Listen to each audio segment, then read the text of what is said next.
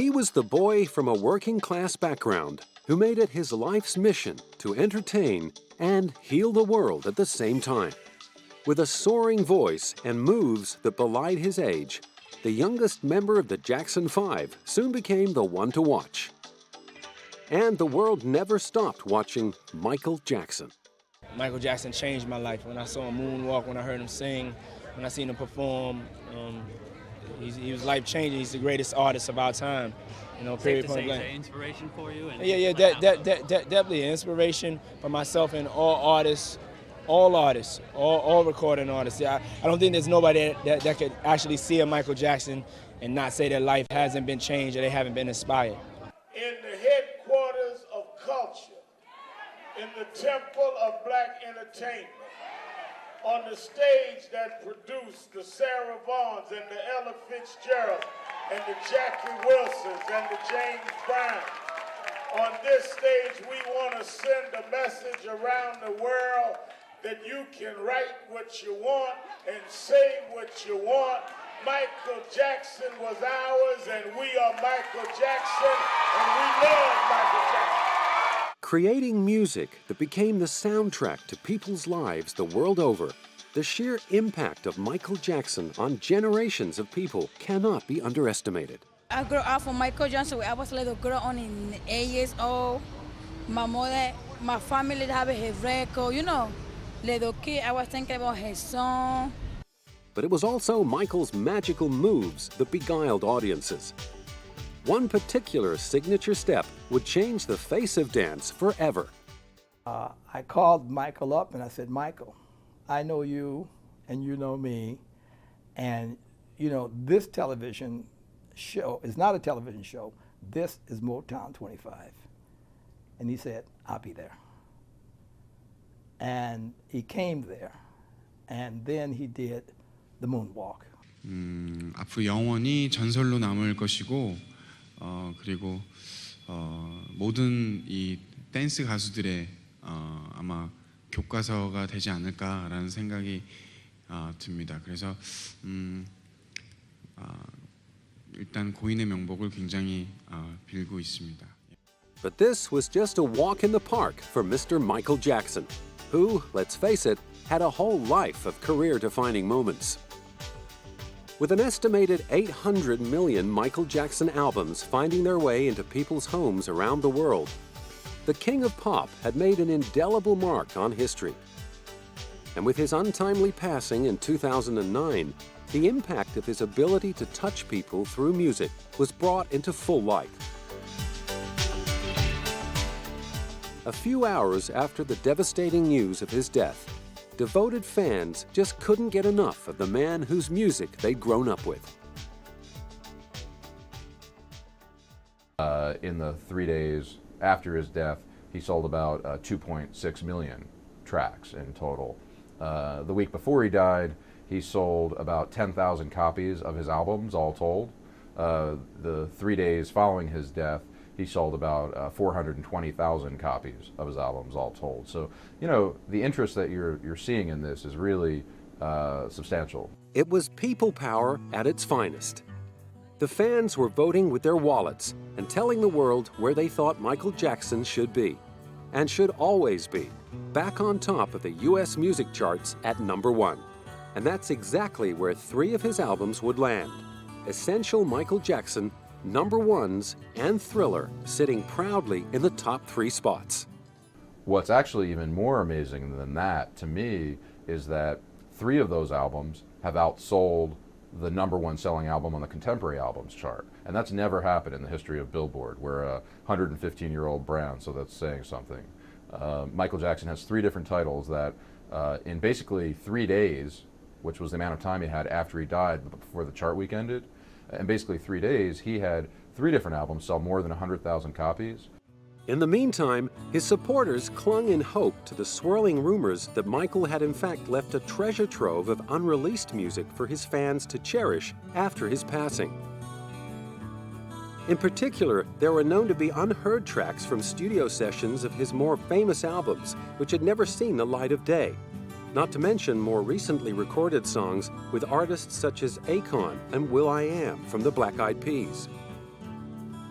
Tommy Mottola, the former chairman and CEO of Sony Music, which owns the distribution rights to Michael's music, described the unreleased material as endless.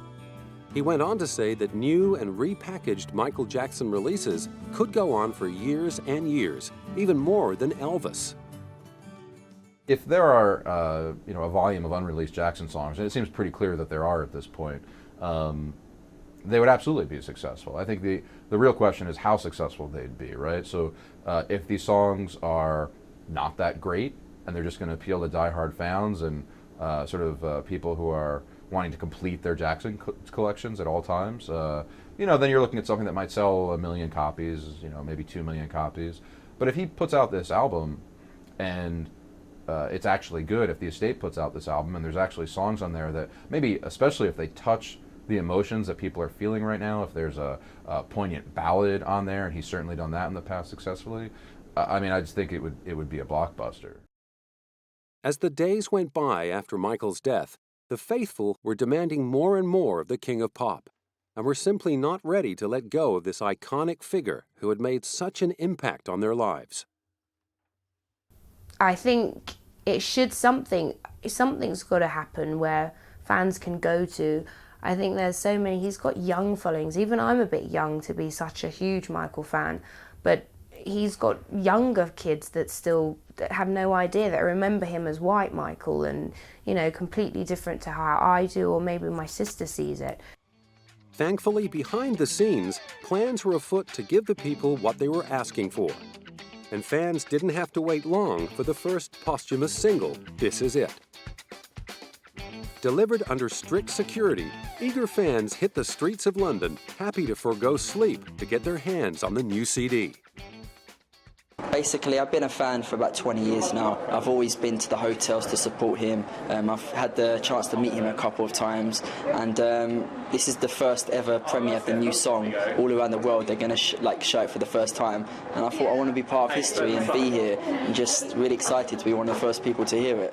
I got motivated a lot more by listening to the 40-second clip of This Is It, because it's a bit sad to listen to it, but he sounds happy. It's good to hear that, and that's kind of nice to hear that. Michael is, what he symbolises to me is love for humanity, really. He's a great humanitarian and a great musician. Based on the phenomenal ticket sales for Michael's This Is It series of concerts, it was clear that the public had never wavered in support of their pop hero. And even though it could sometimes be years between album releases, whenever Michael hit the stage, his fans proved they would always be there, right by his side. And so the masterminds behind the This Is It tour agreed that they couldn't let Michael's fans down, just as they had never let him down, and a plan was hatched in the form of a brand new This Is It movie. We have 100 hours of the most intimate HD footage of every audition, every rehearsal, everything. Okay, Michael really let the cameras come in. He felt comfortable. We were all family. In a way, he's not always that comfortable in public.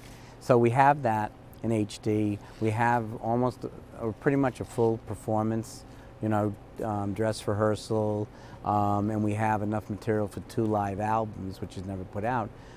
So we have all that material. Yes, This Is It was being given a new lease on life. And after hours of painstakingly assembling rehearsal footage, fans around the globe turned out for the premiere of the movie that captured the last days of Michael Jackson in all his talented glory.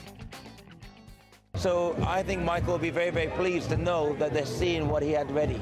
A film like This Is It had never been released in cinemas before. So after it earned $20.1 million at the worldwide box office on its first day, many industry insiders were wondering what to make of the figures. Is that a good number or is that a bad number? Well, I think it's a very good number. Where it fits in the overall scheme of things is hard because there is no real comparison to this movie. Its star is dead. He can't go out and promote the film. It's sort of part documentary, part a concert film. Nobody's really seen one of those, so it's hard to come by comparisons. But I think any way you slice and dice the numbers comes out good for Sony. Plans were already being drawn up for the DVD release of This Is It, with Michael's people knowing full well that no self-discerning Jackson fan would pass up the opportunity to own never-seen-before footage of the great man himself in full flight. What you are going to get in the bonus material with the DVD is, a number of really, jam-packed hours of more behind the scenes, more interviews, more of Michael. And but I think we tell the story here, and I think that was the idea, to tell the story here. We may, though, later have an opportunity to explore sharing the 3D aspects of what we were going to do once technology catches up a little further. But for the die-hard fans, a film was not enough to commemorate their hero's sudden passing. As renewed feelings of love for Michael swept the world, it became clear that there was only one way to show thanks for all the music and good times, with one massive global Thriller dance.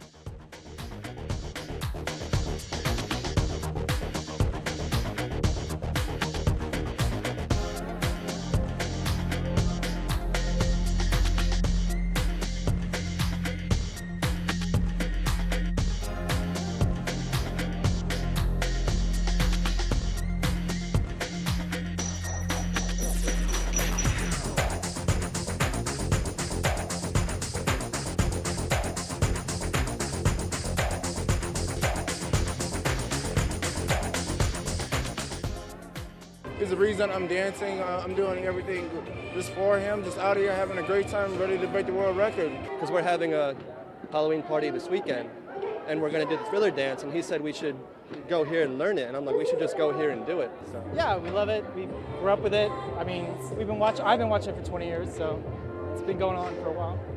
We love it. Everyone comes down, wants to dance, have fun. Yes, it was a frightful scene in Los Angeles, as more than 4,000 fully made-up dancers gathered to remember Michael Jackson by dancing to his iconic song, Thriller. But it wasn't only in America the fans were getting down and dirty and decidedly spooky. Fans also turned up to pay their respects across 37 countries worldwide. All told, an estimated 20,000 people were believed to have set a record for the largest simultaneous Thriller dance routine. And with professional dancers on site to give new Thrillers a helping hand, the scene was set for some massive monster moves. Volunteer, came out to learn the dance, help other people learn the dance, and just celebrate Michael. Meanwhile, in Mexico City, hundreds more zombie-clad fans were also gathering to pay their respects to the King of Pop, ahead of the attempt to set a new Guinness World Record. A group of 50 people gathered in front of the Fine Arts Palace to rehearse the dance, with the Facebook-launched initiative set to break yet another record for the largest group of people dancing to Thriller in one place. Esta es una iniciativa que lleva 5 semanas, que se hizo a través de la red social Facebook, que al momento de hoy había registrado más de 11,000 participantes para este evento, que la mayor parte es de la Ciudad de México, pero hay de todo el país y de otros lados del mundo, que ya en este momento se ha pagado a Record Guinness una cantidad para que garanticen que sea registrado el día 29 de agosto a las 6 de la tarde en el Monumento de la Revolución. Curious onlookers watched as they repeated the choreography over and over again, with organizers expecting 11,000 people at the record attempt, to be held at Mexico City's Revolution Monument. For those who could not make the rehearsals, the organizers had uploaded videos on Facebook with instructions on how to follow the thrilling dance steps. And leading the charge was 23-year-old Hector Lopez, who'd been impersonating Michael Jackson for over 8 years, and had even had plastic surgery to look more like him. Que más que nada es el homenaje al rey del pop, más que romper el récord Guinness. Muchos van con la idea de ir a hacer montón, ir a hacer récord Guinness, pero muchos vamos con la idea de hacer el homenaje al rey del pop. Ironically, the majority of those taking part in the Thriller tributes were teenagers who weren't even born at the peak of Michael Jackson's popularity. However, they knew a legend when they heard one, and this was one opportunity they weren't going to pass up. Claro, y lo más impresionante es que después de su muerte, los chiquitos que ni siquiera lo conocían ahora bailan como él, se visten como él, y es como si hubiera vuelto a nacer. And Michael's Peruvian fans would no doubt agree, even taking their talents to a local cemetery to ensure that even though their tribute didn't have the scale of the Los Angeles event, it definitely had the heart. And leading the tribute was a local celebrity known as the Michael Jackson of Callao. Yo soy una persona muy idónea de Michael Jackson. Me puse mal cuando él falleció. Y yo lo he imitado desde los 3 años. Entonces yo quise darle esta puesta en escena ya que era lo que creo que mejor me podría salir.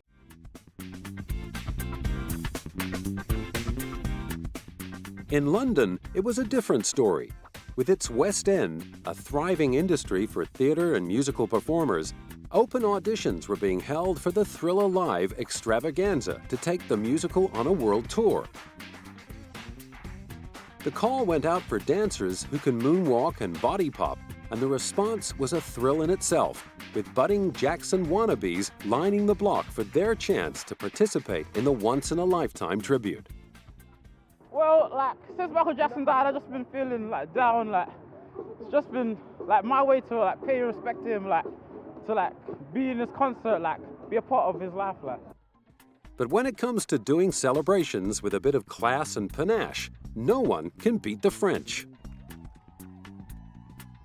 And on what would have been Michael Jackson's 51st birthday, hundreds of his fans staged a flash moonwalk at the Trocadero, with the magnificent Eiffel Tower in the background.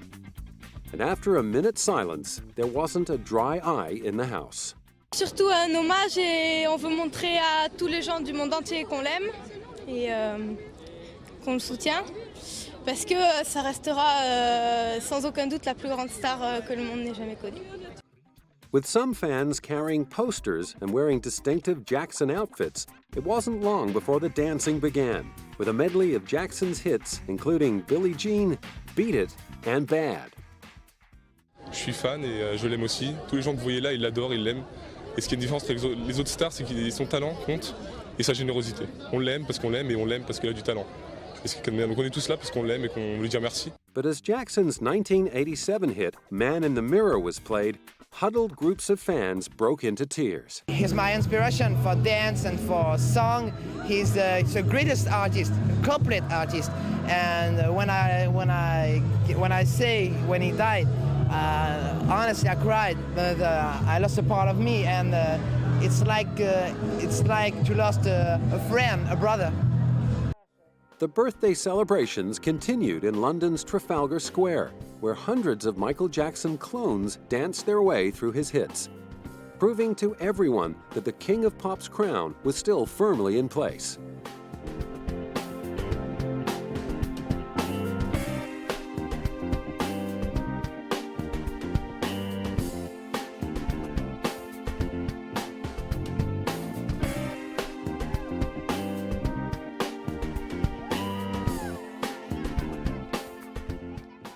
And to see the amount of people, the support that has turned out today shows the world how Michael Jackson has still got a great force, great fans showing. You know, people still want to come out and dance in public in front of, you know, hundreds of thousands of people that travel through London every day. They'll show the world that we all love Michael.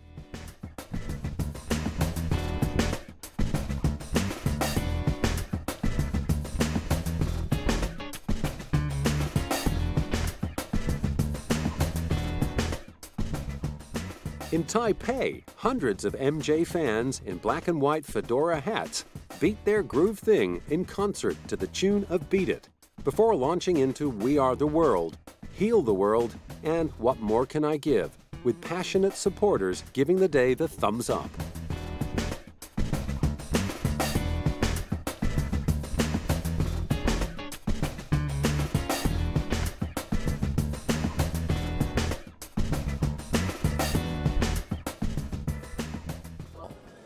非常震惊，因为 MJ 是我唯一一个偶像，真正的偶像。因为从我懂得舞台开始热爱舞台，然后在舞蹈方面，其实我想 MJ 是一个非常能够让我启发很大的一个歌手，一个巨星。我想他的舞台，他的才华是没有人能够代替的，前无古人后无来者。不管结果如何，我们认为他对于我们这舞蹈跟音乐的贡献都是不能否定的。对对对，他们负面新闻就是不会影响我们对他们的那个影响。对 ，Michael 对我们来说是对 number one。In Hong Kong, top U.S. Michael Jackson impersonator Carl O'Reilly was flown in to perform at one of Kowloon's most popular malls. And when you're talking fans, no one tops this one. Practicing Jackson's moves every day by watching his videos and then repeating the steps, step by step in front of a mirror.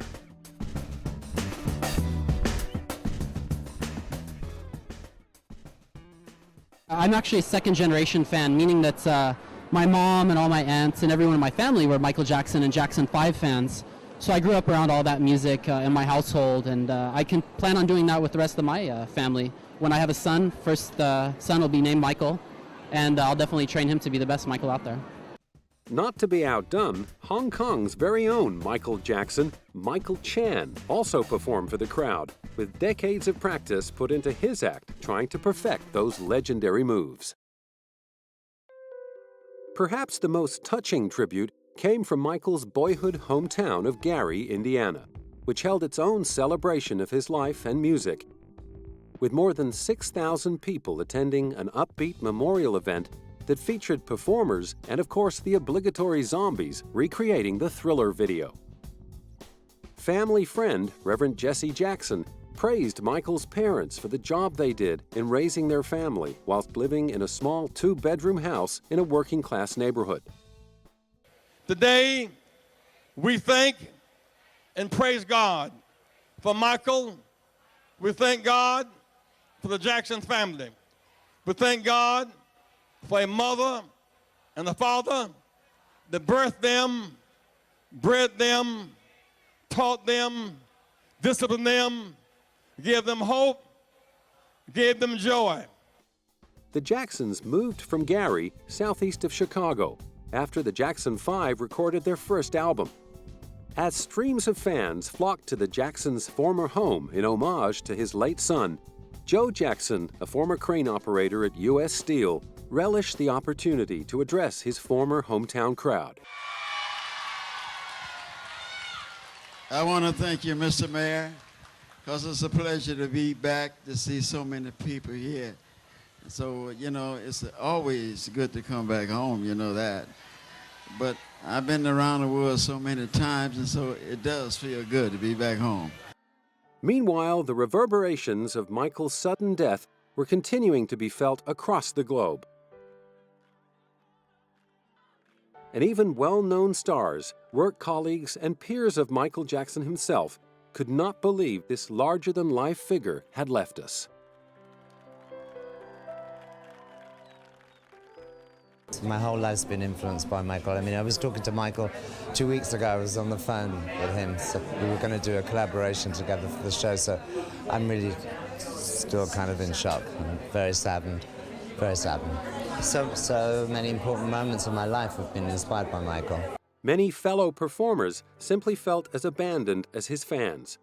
In the end, Michael was the shining star that even they looked up to in times of professional and personal hardship. Music, just pushing, just like making sure every single thing I did, I looked at his stage show as the ultimate. And to me, it's like every move, every hand, just everything, you know. And I kind of want to do that, you know. So to me, it was kind of like, well, who's there to look up to now, you know? So we just have to keep going over the videos. Well, I started off singing and dancing. So Michael Jackson was such a great performer and someone who always loved performance and dancers. And I started off in New York, and I remember he was having an audition for one of those great, big, epic music videos, and they were just looking for guys. And I went anyway, because I was like, I want to be a part of that. He was just something that you wanted to be a part of. He gave us so much music, so many incredible performances, so many incredible videos. You know, he's going to be missed. We were all looking forward to his comeback. Michael was not only an inspiration, but he was like the biggest guy on the planet. Like, it was like he was like your best friend. You know, growing up to Mike, it's devastating, but at the same time, I just been doing my moves. I've been just on like a little celebration tip. You know what I mean? Just to kind of like set him off in a good way. You know. He actually came to see me in the studio, and I rehearsed the whole speech on how I would salute the general And by the time he got to the studio, I shook his hand. My whole voice box was gone and my hands were trembling. No man in existence has ever done that to me besides Michael Jackson. Other stars just wanted to applaud Michael for the time he spent on this earth and the way he spent it. The tragedy is if you lived your life and didn't do what you came to do with it. Brother Michael Jackson, hey, he did a lot with his life. Did he do all of it? That's for him to know, and you know, I'm not the one to judge that. But he did a lot. In that lifetime, he did a lot. So there's no tragedy there. Michael was like a child. It's like a child when you talk to him, you know. Very effervescent as well. You have to kind of prompt the conversation, you know. It's just like a child, really innocent, very beautiful, beautiful person. Meanwhile, other performers were still coming to grips with the sad news of Michael's passing. Just really horribly sad. I mean, all of them are so great, you know, from top to bottom. He was the greatest. Stars from the music world were naturally hit hard by the news, and rappers like 21-year-old Ace Hood and hip-hop artist Ne-Yo felt like they had lost a childhood friend. Oh, man, you know, growing up, man, in my household, man, you know, we definitely grew up on Michael Jackson, you know what I mean? I definitely, you know, remember being in the house moonwalking in my socks, you know what I mean? Oh, man, I can think back to being 8 years old, skating around in the kitchen on my socks trying to figure out the moonwalk and all that, so yeah. Whilst rapper Fabulous admitted his wardrobe was heavily influenced by the one-glove trendsetter. You know, I had it all from the Thriller jacket to the toy glove that you put glue on and put the glitter on the glove. You know, so you know, just losing him was a tremendous loss to the world, if not just the music generation as well. Hip-hop artists William North Pole and Jeremiah summed it up best by describing the huge hole that Michael had left. As far as Michael Jackson passing away, I feel like, you know, being that he was the biggest entertainer in the world, I really feel like 50% of music is gone. So, I mean, you know, he's growing up from Jackson 5 until now, definitely. Still, you know, heavily influenced. He'll never be forgotten. He's never going to, you know, his music never dies. And those entertainers who had been around longer in the industry also paid heartfelt tributes to a man who knew how to give as a performer. He's the greatest entertainer of all time. Bottom line, there's no one who could compare to him. There's no one who's had, you know, over 40 years of music in them, from a child on up to being 50-year-old and about to go on a world tour, to play 50 dates in one city alone and sell them out in a day, basically. Michael was like the muse of any musician. You know, he inspired you, and he made you feel anything that you wanted to be. You could be that in the industry. Well, they said Sammy Davis was the best entertainer ever. I put Michael right up there with him. Michael worked hard. You could see it when he hit the stage. When I heard it, I felt pain. He's going to be remembered because he was an incredible artist. You know, he's one of the best that ever did it.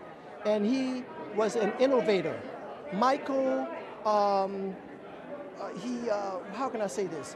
Michael reestablished how you deliver a song. Never before had anyone sang and danced like Michael Jackson. So he actually reinvented that. The members of supergroup Destiny's Child had very personal memories of the Michael they knew. He left huge, huge shoes to fill. Oh my goodness, there are some great performers out here today. But I don't know, gosh, I'm sure it can be done. You know, but when you think of how hard Michael Jackson worked, it's like, you know, is that breed out there of hard workers to get to where he is. He still is here. Kelly Rowland remembered when the chart-topping girl group came face-to-face with their idol for the first time. The first time I met Michael Jackson, it was with Destiny's Child. And he actually sang Bootylicious to us. And my mouth was wide open. And I couldn't say anything because he takes you back. Michael's presence is so sweet. Like, it really is. And when he sang it just because he loves the record. And we were like, you inspire everything we do, you know? And just to this day, like, I know I see, like, just so much of him in so many different artists. He inspires so many. Michelle Williams still remembers performing for Michael and agrees that getting the nod of approval from him was a career-defining moment. Oh, he was just fantastic, and performing for him at Madison Square Garden for his 30th anniversary, he gave us the thumbs up. And like I said in another interview, I said, I can go on with my career now. He gave me the thumbs up. Just an awesome, awesome, awesome soul. But outside of his immediate family, no one knew more about Michael Jackson and his musical legacy than the founder of Motown himself, Berry Gordy. He was the one who brought the Jackson 5 to Motown back in 1968. Berry had had the pleasure of knowing Michael since he was 10 years old. I am somewhat numb. I am shocked at the passing of Michael Jackson. You know, it's like a dream, a bad dream. He was so much like a son to me. It's just hard to realize that Michael Jackson is not here. But signing the Jackson 5 was much more than a business deal. Berry took the whole family under his wing and did his best to help ensure that the kids took time out from their singing and performing schedules to simply play around and be kids. There's a picture back there where we played baseball every week when Michael was a kid. In fact, that's a kid.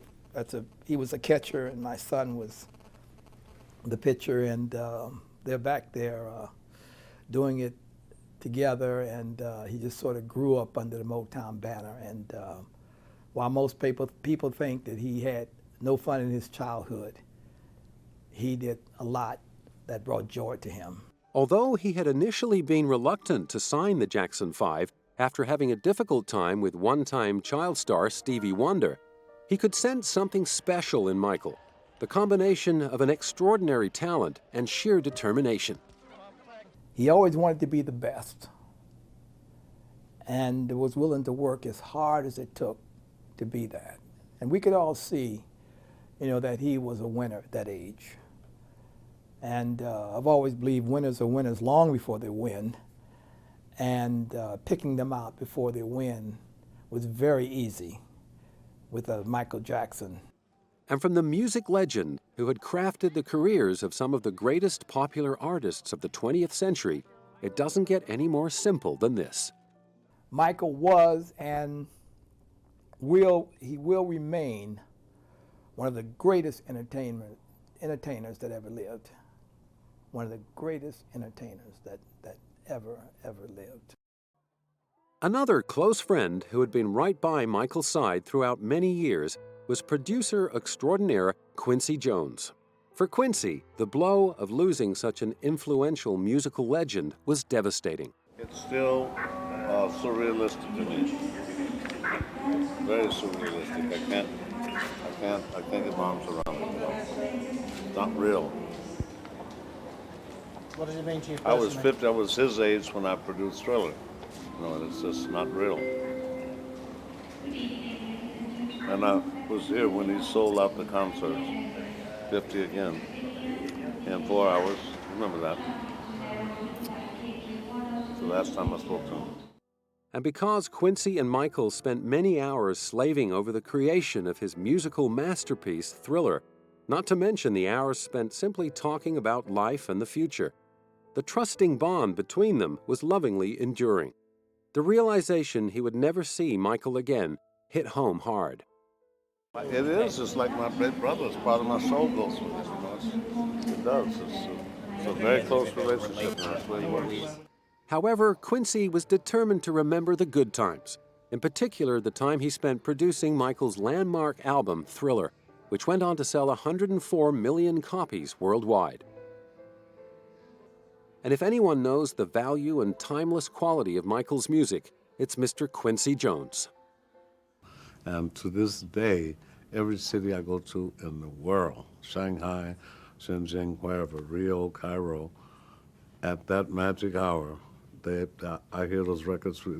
Don't Stop Till You Get Enough from 30 years ago, and it blows my mind. It really does. But it's all the songs and Michael's talent and the production and everything else.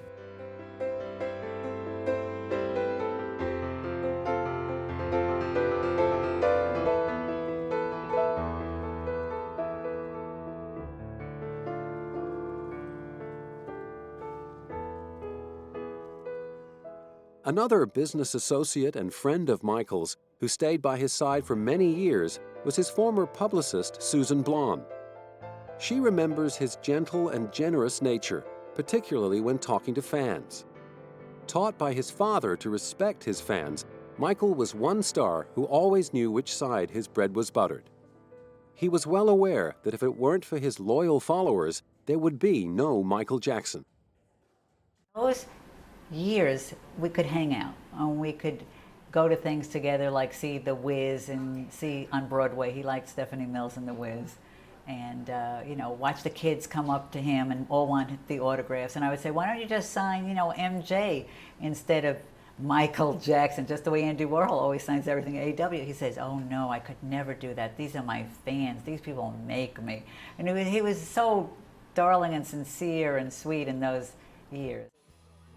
But above all else, what truly made this unique man even more one of a kind was his ability to give. And not just in the performance sense. Ever since he started making decent money from album sales and concerts, Michael always felt strongly about giving to those in need. Founded in 1992, Michael's Heal the World Foundation undertook programs to bring underprivileged children to his ranch to enjoy the theme park rides and give them a sense of hope and happiness.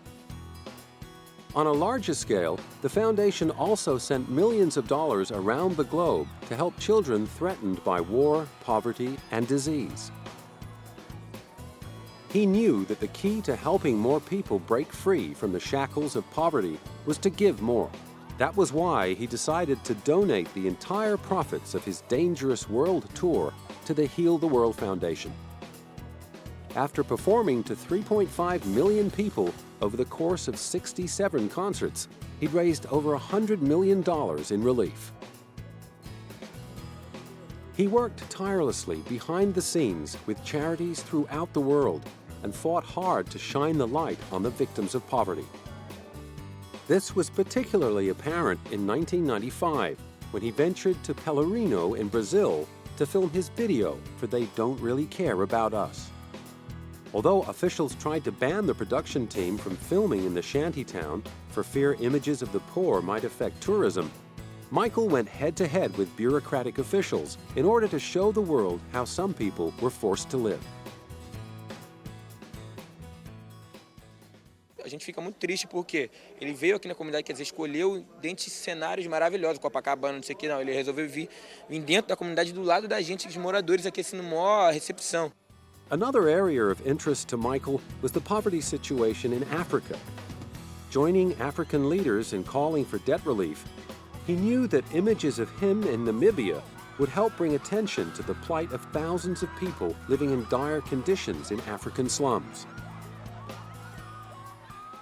There must be a global resolve that the 21st century will bring about caring and protection of our children, and above all, universal love.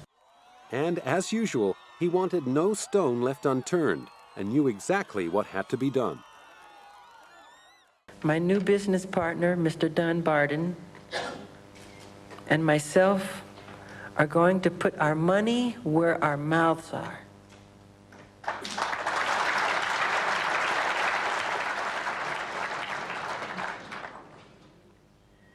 And we will be looking at global investments that will bring economic empowerment to people that will ultimately benefit and enrich the lives of children. We are all touched by the atrocities committed against children: sexual and physical abuse, child slave labor, forced homelessness, educational neglect. We feel ashamed, angry, appalled. but there is no action. No action. Another issue close to Michael Jackson's heart was HIV/AIDS. Long before it became popular as a cause, he helped draw public attention to the disease, particularly with a high-profile case involving a young boy called Ryan White, who had contracted the virus through a contaminated blood treatment. With HIV/AIDS still largely controversial at the time, Michael went out on a limb and publicly pleaded with the Clinton administration to give more money to HIV/AIDS charities and research. Since Michael's death, his sister, LaToya, is continuing the tradition by volunteering in her brother's name. To come here and do something for LA and to work and do something that my brother was involved in makes me feel really great because I feel the love. Do you know what I mean? It's a sense of, wow, this is great, and this is what he would want it, so I'm doing it. I'm fulfilling that dream, that wish. And LaToya felt nothing but pride to be carrying on the work started by her baby brother all those years ago. The reason why I'm here is to help others. I think it's so important, we as Americans, to help those who need this help. And that's what my brother did. He loved to help, he loved to give. He's been giving actually to this organization over 10 years. So I felt, why not continue this, especially in LA, South LA, when they were telling me that they really don't have much resources here. They need more and more and more. So I figured, why not start here? So what would Michael have thought about her honoring his memory in this special way? Love it. He would absolutely love it because this is something that comes from his heart. And when you give to others, things come back in a wonderful way. And I'm hoping that everybody else, Americans, can give to them as well. On the subject of siblings, Michael's older brother, Jermaine, has also been stepping into Michael's shoes. A few months after Michael's death, at the Save the World Awards ceremony in Austria, Jermaine collected the main honor on behalf of his late brother. The awards recognized Michael for his social engagement and participation in humanitarian campaigns to bring attention to poverty, environmental degradation, and the rights of children. It's a wonderful feeling, and I said for many times this is very much of what Michael's message was all about, healing the world, making the world a better place to live. Jermaine took the opportunity to reveal the extent of his brother's generosity, lending his support to causes that not even his closest friends knew about. But then again, what's Michael Jackson without a few surprises? There is so much work on the humanitarian side, and from just sending aid to victims in Bosnia and different parts of the world, flood victims, children who are dying of cancer, anti-poaching of animals all through Africa, stopping the chopping of trees, and I mean anything he could get involved with, because this is how he was raised, this is how we were raised. It is not the material things, but what you do with the success once you achieve it. And he was able to reach out to people and to governments and to try to make a change. So that's what Michael is. He's a wonderful entertainer, but he's a greater humanitarian. And in the name of his brother, Jermaine continued to encourage people to get busy and start helping others. The upbringing that we have, the right morals and principles, we were able to achieve the success, but that's not the most important. It's what you do with it, to help others, and that's why we're here. Thank you very much. And as the driving force behind the family's success, Joe Jackson echoed the sentiments of his children and applauded Michael's unwavering, generous nature and heartfelt dedication to philanthropy. He tried his hard to please everybody, the sick. He donated so much money to the sick. He helped the blind. He helped everybody that needed help, and he was glad to do it. I've seen Michael help so many people, and sometimes he would go and cry about it because he felt sorry for the people that he was helping. With Michael's siblings proudly taking on board many of his humanitarian causes, the name Michael Jackson is assured to live forever in more ways than one. As 20,000 fans and friends gathered inside the Staples Center in Chicago to pay their last respects to their hero, it was hard to comprehend that on the very same stage that now held his coffin, the King of Pop had danced and sang just 2 weeks earlier. Seen as a way for his friends, family, and fans worldwide to grieve and show their support, the memorial concert was beamed to millions around the world, who remembered Michael for his immense talent and unsurpassed generosity of spirit. I thought it was amazing. Very, very emotional. I didn't realize how close I felt to Michael and his music until I was in there today.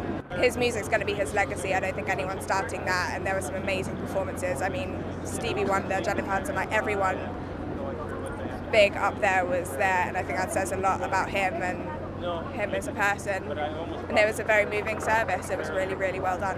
I tell you, it doesn't take a lot to make a grown man cry, and it was, I was crying the whole time. I've been a fan since I was a little boy, and it was extremely touching for me. I don't know what else to say. I'm speechless, I really am. I cried when Brooke Shields was up there because, you know, she was very teary. I cried when his daughter spoke because, you know, it was very emotional. It was way more than I expected. The outpouring from the dignitaries and celebrities was just truly, truly unbelievable. Very sad. I mean, a day I'll never, ever forget. But it was Michael's 11-year-old daughter, Paris, who stunned the world with an emotional statement, calling her daddy the best father I could imagine. Through tears, she went on to say, "I love him so much."